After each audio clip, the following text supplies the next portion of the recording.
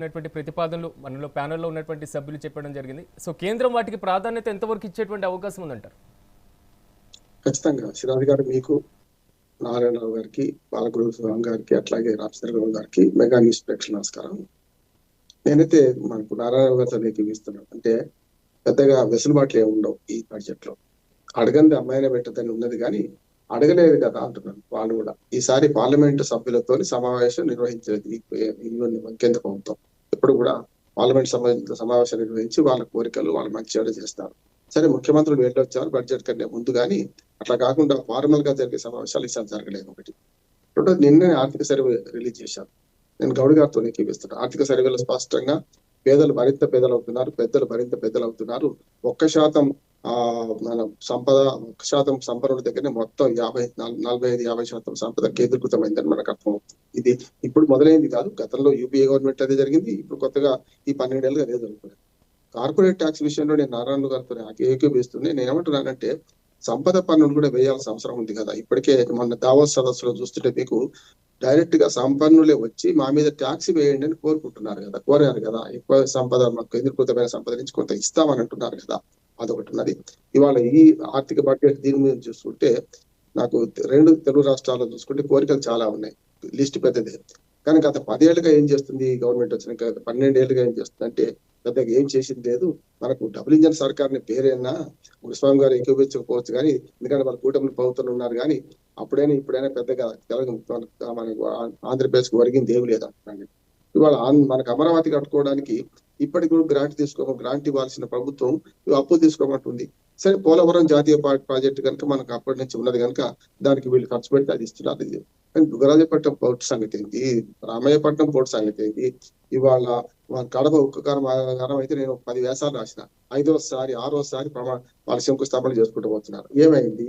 అట్లాంటివి చూసుకుంటే విశాఖ ఉక్కు కర్మాగారానికి మొన్న కొంచెం రిలీఫ్ ఇచ్చినట్టు లెక్క.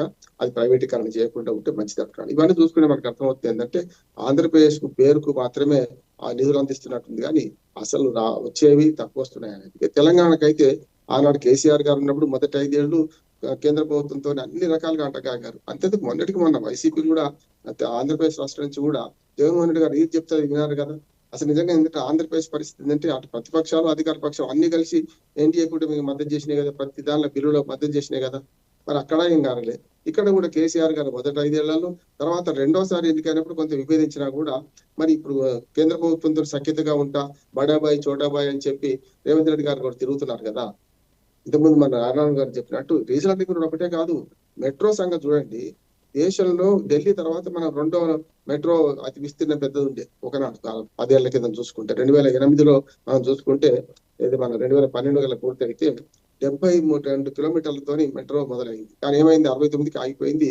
మనకు గౌలిగూడ నుంచి ఇప్పటికి కూడా పలుకునామా అది 5 కిలోమీటర్ల టెస్ట్ అట్లాగే ఉండిపోయింది. 1 కిలోమీటర్ కూడా మెట్రో ఇవ్వలేదు కదా కేంద్ర ప్రభుత్వం ఇప్పటి వరకు కూడా. ఎన్నిసార్లు కోరినాం మనం.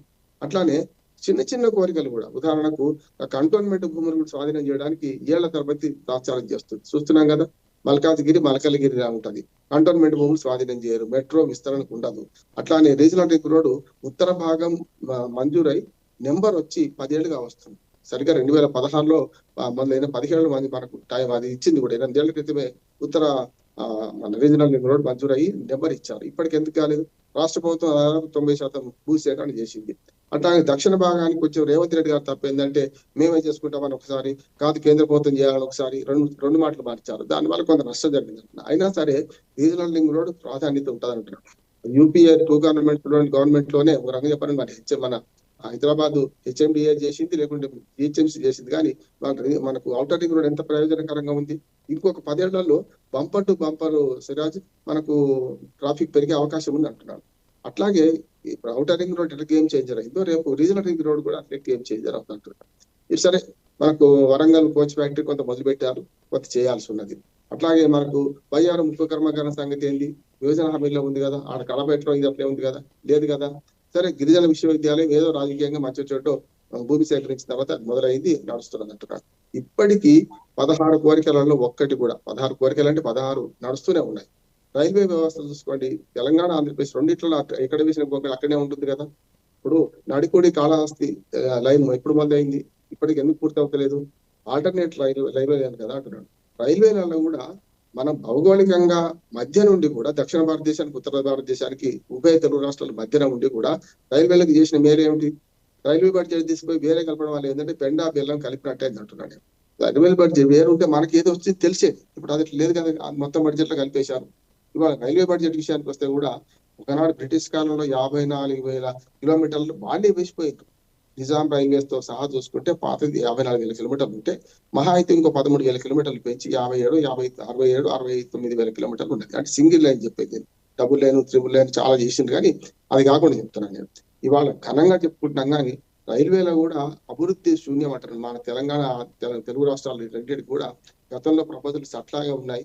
ఒక్కటి ఈ ప్రభుత్వాలు ఒప్పుకోవాల్సింది ఏంటంటే కొత్త ప్రాజెక్టులు కాంగ్రెస్ హయాంలో ఎట్లా పడితే అట్లా ప్రకటిస్తున్నారు. మంచిది అంటున్నారు.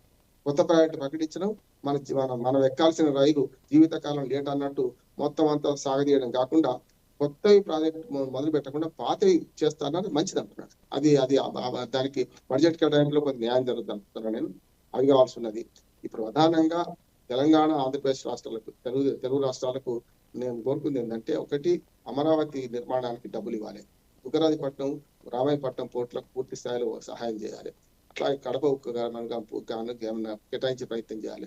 తెలంగాణ అయితే నేను చెప్పిన 5-6 సమస్యలు, మెట్రో రైలును అనుమతించాలి, రీజనల్ రింగ్ రోడ్ పూర్తి చేయాలి, అట్లాగే మన కోచ్ ఫ్యాక్టరీ పూర్తి చేయాలి, దాంతోపాటు రైల్వే అభివృద్ధి కూడా నిధులు ఇవ్వాలి. ఇవన్నీ చాలా కోరికలు చాలా ఉండవచ్చు, కానీ కొంతగానో ఇప్పుడు చేస్తారు అనుకుంటున్నాను. ఇక ఒకటి ఏంటంటే, ఓవరాల్ గా చూస్తే ఇండియా పట్ల రేపు ఎన్నికల బడ్జెట్ గా పశ్చిమ బెంగాల్ కు కేరళకు పెద్దగా ఉండకపోవచ్చు, కానీ పశ్చిమ బెంగాల్ మాత్రం పెద్దపీట వేస్తారని నేను అనుకుంటున్నాను. ఇప్పుడు మనకు బీహార్ ఎన్నికలు గెలవగానే సరే మనకు అటు పోతే పశ్చిమ బెంగాల్ మన నెక్స్ట్ టార్గెట్ అని ప్రకటించారు. మోడీ, షా ఇద్దరు కూడా పెద్ద ఎత్తున ప్రచారం చేసుకుంటున్నారు. ఒకనాడు బీహారు, ఆంధ్రప్రదేశ్ కి ఎట్లా కేటాయిస్తామని హామీలు ఇచ్చారో కేటాయించింది ఏం లేదు. గతంలో 1,00,000 కోట్ల బడ్జెట్ అన్నారు బీహార్ లో. ప్రతి ఎన్నికలప్పుడు బీహార్ కు 1,00,000 కోట్లు అంటారు, ఏమైందో తెలియదు. ఇప్పుడు కూడా పశ్చిమ బెంగాల్ కు కొంచెం బడ్జెట్ లో పెద్దపీట వేసే అవకాశం ఉందని నేను అనుకుంటున్నాను. ఎందుకంటే నెక్ టు నెక్ ఇద్దరి మధ్య పోటీ ఎక్కువ ఉంది కనుక బీజేపీ, తృణమూల్ కాంగ్రెస్, కమ్యూనిస్టులు కాంగ్రెస్ వాళ్ళు ఎప్పుడో పోయింది, అయిపోయింది, అక్కడ ఆ శకం ముగిసింది. పశ్చిమ బెంగాల్ కి ఏమైనా ఈ బడ్జెట్ లో పెద్దపీట వేస్తారని నేను అనుకుంటున్నాను. ఇక మిగతా నారాయణ గారు చెప్పినట్టు ఆదాయ పన్ను పరిమితి పెద్దగా పెంచరు, అట్లానే మిగతా వెసులుబాట్లు ఏముండవు. ఇచ్చేది పోయినసారి ఇచ్చేశారు. కాకపోతే కొత్తగా ఇప్పుడున్న పరిణామాలు, ప్రపంచ పరిణామాలు చూస్తే కొంత వాటి ప్రభావం ఉంటుందా అని నేను అనుకుంటున్నాను. నిన్ననే మనకు మదర్ ఆఫ్ ఆల్ డీల్స్ కుదిరింది, కానీ ఇంకో సంవత్సరం దాకా పడుతుంది కనుక యూరోపియన్ యూనియన్ తో మనం కుదుర్చుకున్న ఒప్పందాల ప్రకారం నారాయణ గారు చెప్పినట్టు టెక్స్టైల్స్ మీద కొంచెం భారం, మనకు టాక్సెస్ ఉండదు కనుక అటువంటి ప్రోత్సహించాల్సిన అవసరం. వరంగల్ది మాత్రం పూర్తిగా వారు చెప్పింది పూర్తిగా వాస్తవం అంటున్నాను. ఇంకొక విషయం కూడా తెలుసుకోవాల్సింది ఏంటంటే, ఇప్పుడు అమెరికా మన మీద ఇస్తున్న సుంకాలకు తగ్గట్టుగా మనకు అంత జవాబు ఇస్తున్నాం కనుక దానికి తగ్గట్టుగా పోయినసారి కొన్ని మార్పులు చేసుకున్నాం. మనం ముఖ్యంగా జిఎస్టీ స్లాబ్ను తగ్గించడంతో మన వినియోగాన్ని మనం పెంచుకుంటాం. ఇప్పుడు ఇల్లుని కదా గదిలేసి కొడితే సిరాజ్ మనకు మళ్ళీ తిరగబడ్డట్టు ఎక్కడో మార్గం వెతుకుంటుంది. ఒక మార్గం మూసుకుపోతే ఇంకో మార్గం తెలుసుకుంటుంది. మనం EU మార్గం తెలుసుకున్నాం. అట్లాగే RIC, రష్యా, ఇండియా, చైనా కూటమి కట్టాం. అట్లానే మన ప్రపంచంలో జరుగుతున్న మార్పులకు అనుగుణంగా మన బడ్జెట్ పోతుంది. మన వినియోగాన్ని పెంచుకోవడం కోసమే మనం GST స్లాబ్ను తగ్గించుకున్నాం. దానిలో కూడా పెద్దగా మార్పులు ఉంటాయి అనుకుంటే రొటీన్ బడ్జెటే. కాకపోతే ఎలక్షన్ బడ్జెట్ గా మాత్రం పశ్చిమ బెంగాల్ కు అట్లానే కేరళకు కూడా కొంత అవకాశం ఉందని నేను అనుకుంటున్నాను. ఎందుకంటే కేరళలో కూడా కొంచెం వాళ్ళకి బీజేపీ బలం పుంజుకుంటుంది. ఇట్లా పోతే మనకు తమిళనాడులో కూడా ఈ మూడు రాష్ట్రాలు, పుదుచ్చేరి కానీ, కేరళ కానీ, తమిళనాడులో అయితే బీజేపీకి ఏం స్టేక్స్ లేవు కనుక గెలిచే అవకాశం లేవు. అక్కడ అడుగు పెడితేనే ఎక్కువ. పశ్చిమ బెంగాల్లో మాత్రం పూర్తిగా ఈసారి బడ్జెట్ చూడండి,